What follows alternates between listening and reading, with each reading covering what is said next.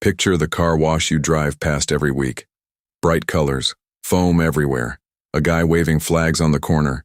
You assume the money is in the wash itself, quarters in soap, tip jars, maybe a loyalty app. It feels like one of the simplest businesses in America. Pull up, get clean, drive off. But the person who owns that car wash isn't really thinking about your car. They're thinking about the dirt under it. Here's the part almost nobody clocks. A modern express car wash sits on a corner lot, usually somewhere with heavy traffic and easy turn-in access. That land, in a decent suburb, can be worth more than the entire wash business built on top of it. Owners aren't just running a service. Many of them are quietly building a real estate portfolio one intersection at a time, and the washing is almost the excuse to hold the ground. Think about what actually happens when a private equity firm buys up a regional chain of washes. They're not buying foam formulas or brush technology.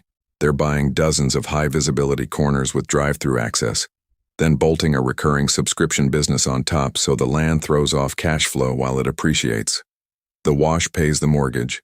The land is the real asset. Now the second layer, the one that actually decides whether the business survives: water and chemical margin. A single wash uses somewhere between 20 and 40 gallons of water. That water isn't free. Neither is the reclaim system that recycles some of it, the boiler that heats it in winter, or the chemicals that make your car shine instead of streak. Every one of those inputs eats into a ticket that might only cost you $8 to $12. Strip away rent, staff, insurance, equipment financing, and utilities, and the margin on a single wash transaction is thinner than most people expect. This is not a business that gets rich one car at a time. So how does anyone make money doing this? Subscriptions. This is the actual engine, and it's the part that explains almost every decision the industry has made in the last 15 years.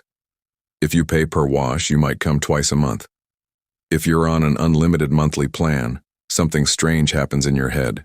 You start washing more often because you feel like you're leaving money on the table if you don't. Behavioral economists call this a sunk cost effect layered onto a subscription you already paid. Using the service feels free, even though nothing about the water or chemicals actually got cheaper. The wash owner isn't selling you cleanliness anymore.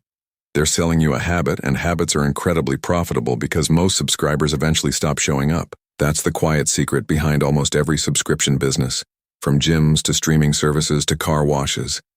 The company prices the plan assuming heavy usage, then profits most from the people who pay every month and only show up once or twice. Your $40 unlimited plan isn't really priced for the version of you that washes every week. It's priced for the version of you that means to and doesn't. Now overlay that onto the real estate. A wash with 300 subscribers generates a predictable recurring stream of income no matter how many cars physically drive through that day. Predictable income is exactly what makes a piece of commercial land more valuable. Lenders love it. Investors love it. It turns a single corner lot into an asset that can be refinanced, packaged, or sold to a bigger operator looking to consolidate a market, which is exactly what's been happening across the country.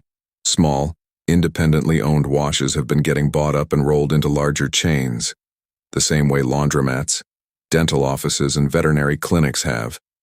It's not because washing cars became more profitable overnight. It's because someone figured out that if you standardize the subscription model and stack enough locations together, you get a company that behaves less like a car wash and more like a real estate investment trust with a rinse cycle attached. There's a real example that shows this cleanly.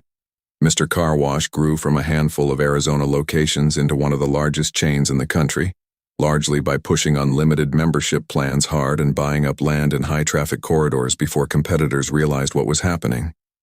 By the time membership revenue made up the majority of their income, the actual per-wash transaction had become almost a rounding error. The company wasn't selling washes anymore. It was managing a subscriber base sitting on top of valuable real estate. Here's the piece that ties it all together, and it's the part that should change how you see every car wash you pass from now on. The wash itself is almost a marketing tool. It's the visible, tangible thing that convinces you to sign a membership and convinces a landlord or investor that this corner lot generates cash flow. But once you're subscribed and once the land is appreciating, the actual washing becomes secondary. The owner would honestly prefer you sign up and forget to come every week. Less water, less chemical cost, same monthly payment landing in the account. That's the twist buried under all the foam and neon signage. You think you're paying for a clean car? What you're actually paying for is a monthly habit sitting on top of somebody's real estate bet, and the less you actually use it, the better that bet performs. Next time you drive past one of those bright tunnels with cars lined up outside, you're not just looking at a wash. The soap is just the story it tells you to make that work.